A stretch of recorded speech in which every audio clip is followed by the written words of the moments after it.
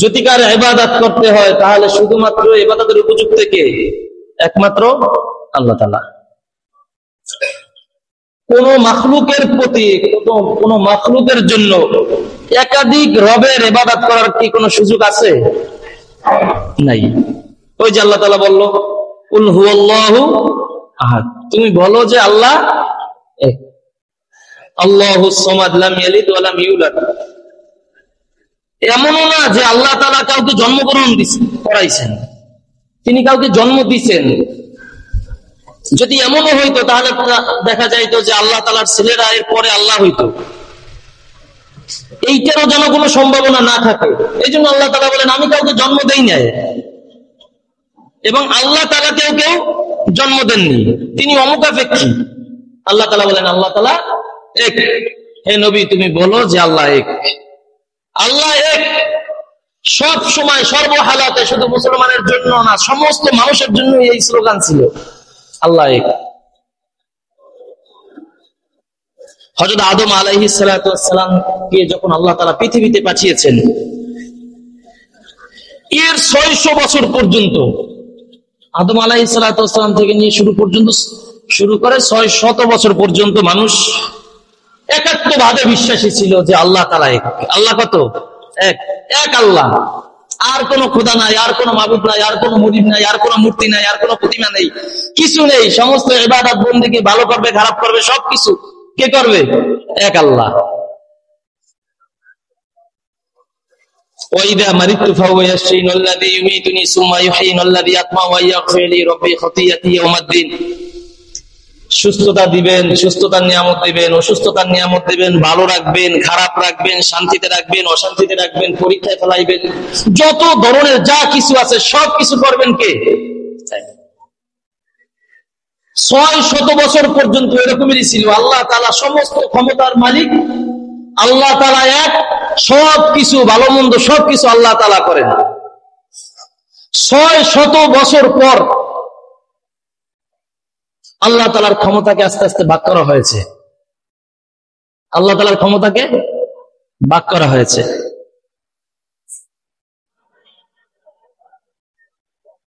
600 বছর পর থেকে নিয়ে ইবলিস আস্তে আস্তে এক আল্লাহ তাআলার ইবাদত রেখে মূর্তি পূজায় মানুষকে লিপ্ত করছে। আদম আলাইহিস সালাতু ওয়াস সালামের সৃষ্টির কয় শত বছর পর? 600 বছর পর, খুব কৌশলে।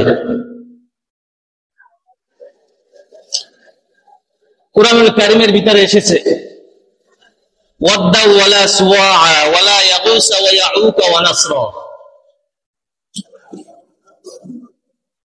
পৃথিবীর ভিতরে 5 জন আল্লাহ ওলি ছিল।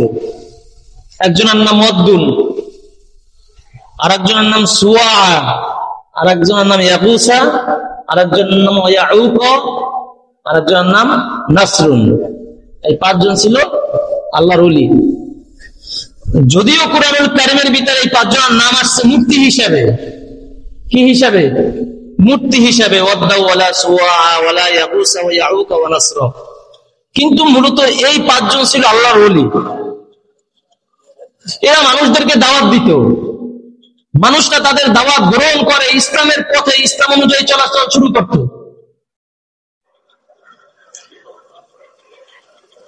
দেখবেন আমরা যখন আল্লাহ ওলিদের কাছে যাব তখন আমরা ইবাদত করে অনেক মজা পাই, আনন্দ পাই, পরিতৃপ্ত হই। বড় বড় মুর্শিদের কাছে যখন আমরা যাই তখন আমাদের ইমানের ভিতরে তাজাল্লি আসে, চলে আসে। এই 5 জন ছিল বড় বড় আল্লাহ ওলি। যখন এরা মারা যায় তখন এদের অনুসারীরা ইবাদত করতে থাকে, কিন্তু কিছুদিন পর ইবাদতে আর তেমন কোনো মজা পায় না।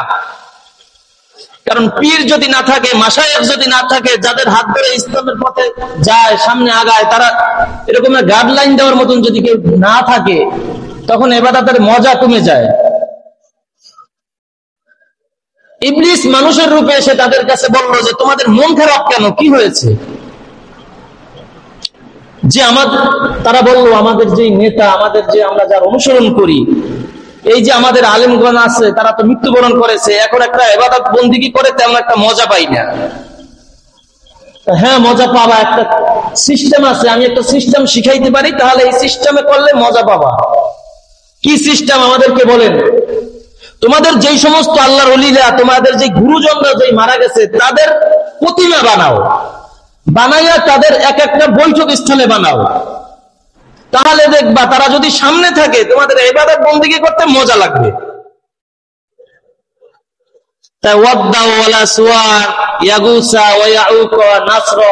এই পাঁচজনের তাহলে মূর্তি বানাবো কিভাবে? তোমাদের কিছুই করতে হবে না, আমি বানাই দিতেছি। পাঁচজনের মূর্তি বানাইয়া পাঁচজনের খানকায় রাখছে। খানকায় রাখার পরে তারা তাদেরকে দেখে দেখে ইবাদত করতো, কিন্তু আল্লাহ তাআলারই ইবাদত করতো। কার? আল্লাহরই। তাদেরকে শুধু দেখতো, মনটা ভালো লাগতো যে তারা আমাদের সামনে আছে, কিন্তু তারা ইবাদত বন্দেগী করতে আল্লাহ তাআলার। এরপর যখন এই সমস্ত মানুষগুলো ধ্বংস হয়ে গেছে, মারা গেছে, তাদের ছেলে সন্তানরা তো ইবাদত বন্দেগী করে না। শয়তান জিজ্ঞেস করে, তোমরা ইবাদত বন্দেগী করো না কেন? বলে, আমাদের বাপ দাদারা তো তাদের পূর্বপুরুষ আল্লাহওয়ালা মনীষীদেরকে দেখে দেখে ইবাদত করতো, তারা ইবাদতে মজা পাইতো, আমরা সেরকম মজা পাই না, তাই ইবাদত করি না। তোমরা মজা পাবা এই যে মূর্তিরা আছে, তোমাদের বাপ দাদাদের যাদের প্রতিচ্ছবি, যাদের গুরু ছিল, এদের সামনে সিজদা করো, তাহলেই তোমরা ইবাদতে মজা পাবা। নাউযুবিল্লাহ। এই শুরু হইল মূর্তি পূজা শুরু। এইভাবে করতে করতে করতে করতে 600 বছর এইভাবে মূর্তির সিজদা করাইছে। কয় শত বছর? 600 বছর। 600 বছর এভাবে মূর্তির সিজদা করাইয়া দুনিয়ার ভিতরে এমন একটা অবস্থা আসছে যে সমস্ত মানুষ মূর্তি পূজা হয়ে গেছে। সমস্ত মানুষ মূর্তি পূজারী হয়ে গেছে। আদম আলাইহিস সালাতু ওয়াস সালামের 600 বছর পর মূর্তি পূজা শয়তান শিক্ষা দেওয়া শুরু করেছে। 600 থেকে আরো 600 বছর শুধুমাত্র শিখাইছে। 600 বছর পর গোটা মানব জাতি একেবারে মূর্তি পূজারী হয়ে গেছে। আল্লাহ তাআলা ইরশাদ করেন, যারা মূর্তি পূজা করে এবং যে দেবদেবীদের মূর্তি পূজা করে, উভয়কেই আল্লাহ তাআলা জাহান্নামে লাকড়ি বানাবেন। এই 1200 বছর পর হযরত নূহ আলাইহিস সালাতু ওয়াস সালামকে আল্লাহ তাআলা দুনিয়াতে প্রেরণ করেছেন। দুনিয়ার সমস্ত মানুষ যেহেতু মূর্তি পূজারী হয়ে গেছে, এবার তুমি যাও, তুমি যারা সমস্ত মানুষদেরকে দাওয়াত দেওয়া শুরু করো। 600 বছরে যেমনি ভাবে সমস্ত মানুষ মূর্তি পূজারী হয়ে গেছে, ঠিক তদ্রুপ তুমি দাওয়াত দিয়ে মানুষদেরকে আবার তাওহীদের পক্ষে, কুল হুয়াল্লাহু আহাদ, তাদেরকে এই শিক্ষাটা দাও যে আল্লাহ তাআলা এক, আল্লাহুস সামাদ, লাম ইয়ালিদ ওয়া লাম ইউলাদ ওয়া লাম ইয়াকুল লাহু কুফুয়ান আহাদ। এক আল্লাহ ছাড়া আর কোন ইবাদতের উপযুক্ত নেই। সুতরাং কোন মূর্তির, কোন প্রতিমার, কোন মানুষের কারো ইবাদতের উপযুক্ত না। একমাত্র ইবাদতের উপযুক্ত হলো কে? আল্লাহ। কুল হুয়াল্লাহু আহাদ, একমাত্র আল্লাহ, আর কেউ নেই।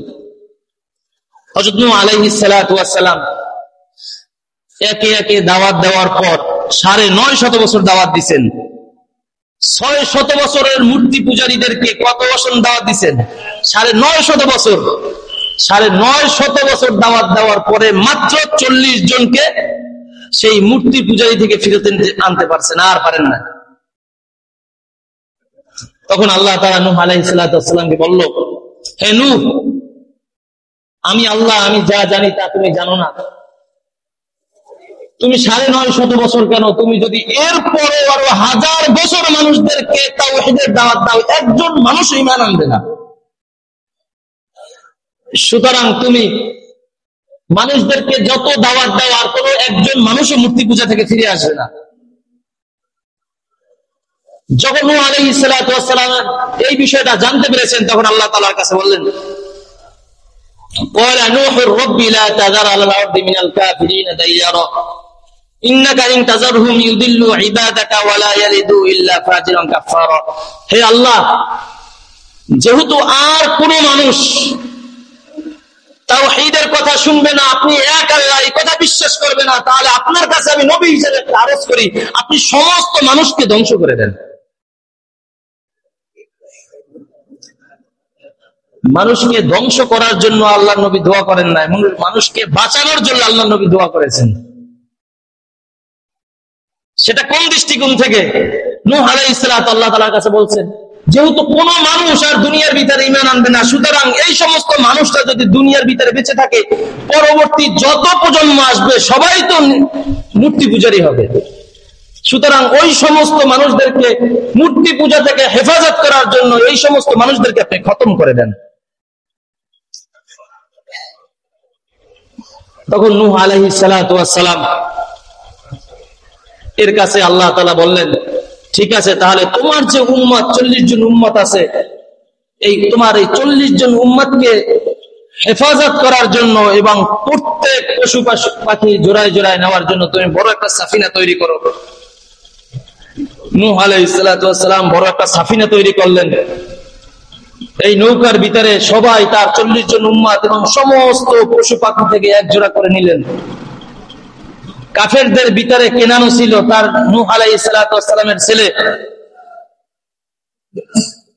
নূহ আলাইহিস সালাতু ওয়াস সালাম তার ছেলেকে বলল, হে আমার ছেলে, তুমি নৌকায় উঠো যদি বাঁচতে চাও, এই নৌকা ছাড়া আজকে আর তোমাকে কেউ বাঁচাইতে পারবে না। নূহ আলাইহিস সালাতু ওয়াস সালাম বললেন, ওয়ালা সাআবি ইলা জাবালি ইয়াসিমুনি মিনাল মা,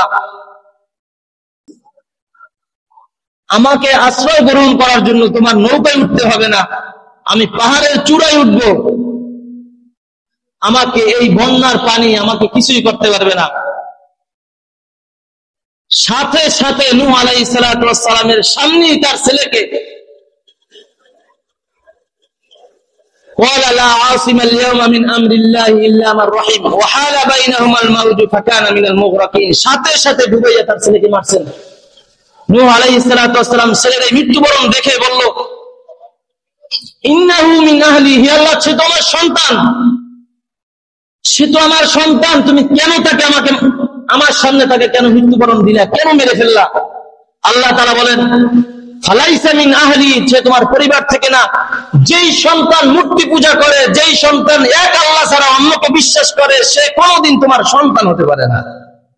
সুতরাং দুনিয়ার ভিতরে যেই সমস্ত মানুষ মূর্তিকে পাহারা দিতে পারে, মূর্তির সান্নিধ্যে যাইতে পারে, মূর্তির উৎসবে যাইতে পারে, সেখানে পূজায় গিয়ে আনন্দ ফুর্তি করতে পারে, তারা কোনোদিন মুসলমানের ভাই হইতে পারে না। নবীর সন্তান যদি নবীর ছেলে না হইতে পারে, তাহলে আজকে যেই সমস্ত মুসলমানরা মূর্তির পূজায় যাইয়া উৎসব আনন্দ করে, তারা কোনোদিন মুসলমানের ভাই হইতে, কথাটা কইতে খুব কষ্ট লাগে, কারণ তো সবাই তো জান, কারণ কোন মুসলমানের পক্ষে সম্ভব না মূর্তির উৎসবে যাওয়া, এমনকি শুভেচ্ছা জানানো সম্ভব না। শুধুমাত্র আইন শৃঙ্খলা বজায় রাখার জন্য, শান্তি শৃঙ্খলা বজায় রাখার জন্য নিরাপত্তা দেওয়া যায়। উৎসবের আনন্দ না রাইখা, উৎসবের আনন্দ না রাইখা নিরাপত্তার জন্য শুধু নিরাপত্তা দেওয়া যায়। কিন্তু বর্তমানে, আগে একটা সময় জানতামই না যে কখন পূজা শুরু হয় শেষ হয়। আস্তে আস্তে পূজা এমন একটা গাঢ় হয়ে যাইতেছে, এমন একটা আনন্দ উৎসব মুখর পরিবেশ মুসলমানরা তৈরি করতেছে যে আমাদের ঈদ কোরবানি যেমনি ভাবে আমরা টের পাই, এখন কেমন জানি সেগুলো ওইভাবে টের পাওয়া শুরু করছি। সেই পূজাগুলাই দেখি শুধু মুসলমান, হিন্দুদের চেয়ে, বিধর্মীদের চাইতে মুসলমানরা বেশি। অথচ আল্লাহ তাআলা কুরআনুল কারীমে বলেন, যেই সমস্ত মানুষ মূর্তি পূজা করলো, মূর্তি পূজার সাথে থাকলো এবং সমর্থন করলো, উভয়কেই আমি জাহান্নামের লাকড়ি বানাবো। আল্লাহ তাআলা কুরআনুল কারীমে বলে, ইন্নাহু মান ইউশরিক বিল্লাহ ফাকাদ হারামাল্লাহু আলাইহিল জান্নাহ ওয়া মাওয়াহুন নার ওয়া মা লিয-যালিমিন মিন আনসার। যেই ব্যক্তি আল্লাহ তাআলার সাথে শরীক করে এবং যারা শরীক করে তাদেরকে সমর্থন করে, ফাকাদ হারামাল্লাহু আলাইহিল জান্নাহ, আমি আল্লাহ তাদের জন্য জান্নাতকে হারাম করে দিয়েছি। নাউযুবিল্লাহ। তাহলে যারা এই মূর্তি পূজার উৎসবে যায়, পূজায় যায় বিভিন্ন, এরা তো অন্য চন্দ্রগ্রহণ থেকে আসে না। আপনার আমার সন্তান, আপনার আমার ভাই, মুসলমান 5 ওয়াক্ত নামাজও পড়ে, ইবাদত বন্দেগী করে, আবার পূজায় নিজ ইচ্ছায় ডিউটি করে, উৎসবে যায়, ঘুরতে যায়। আল্লাহ তাআলা নূহ নবী তার সন্তানের জন্য যখন আকুতি বিনতি করেছিলেন এই মূর্তি পূজার কারণে, তখন বলেছিলেন এটা তোমার সন্তান না। নবীকে তার সন্তানের পরিচয় দিতে নিষেধ করেছেন শুধু মূর্তি পূজারী হওয়ার কারণে। আর সেখানে আপনি আর আমি তো নবীর কোন ছেলে না, কিছুই না।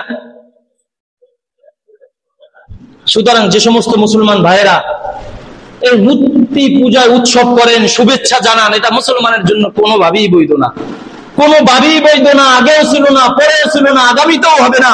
আল্লাহ তাআলা বলেন, কুল হুয়াল্লাহু আহাদ আল্লাহুস সামাদ, এক রবের ইবাদত হবে শুধুমাত্র, আর আমি এক আল্লাহ, আজীবন এক আল্লাহই থাকবো। পূর্বেও কোনো আল্লাহ আমার সাথে কোনো শরীক ছিল না, আগামীতেও শরীক থাকবে না। সুতরাং আমি ছাড়া যদি কোনো প্রতিমা কিন্তু কোনো মূর্তির পূজা করা হয়, সেইটাই শিরক। যারা তাদের সাথে আছেন, সমর্থ করবেন, সবকিছুই সমান তাহলে গুনাহগার হবে।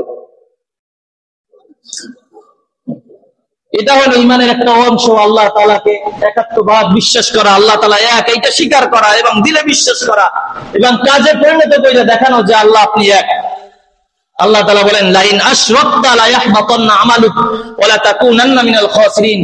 আগে পরে অনেক ইবাদত বندگی করছো, নামাজ রোজা করছো, এরপরে তোমরা মূর্তির কাছে গেছো, কবরে সিজদা করছো, তাজিম করেছো, লাইন আশরাকতা লা ইয়াহবাতান্না আমালুক, সমস্ত আমল, যতগুলো আমল তুমি জমা করেছো, সমস্ত আমলগুলো আমি বরবাদ করে দিলাম।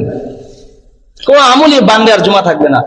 সুতরাং আল্লাহ তাআলা আমাদের সকলকে এই মূর্তি পূজারি থেকে, মূর্তি পূজা থেকে, অন্য বিধর্মীদের উৎসব থেকে মুসলমানদেরকে হেফাজত করেন। সকলেই বলেন আমিন। আফাকান আল্লাহ তাআলা ওয়া ইয়াকুম। আসসালামু আলাইকুম ওয়া রাহমাতুল্লাহ।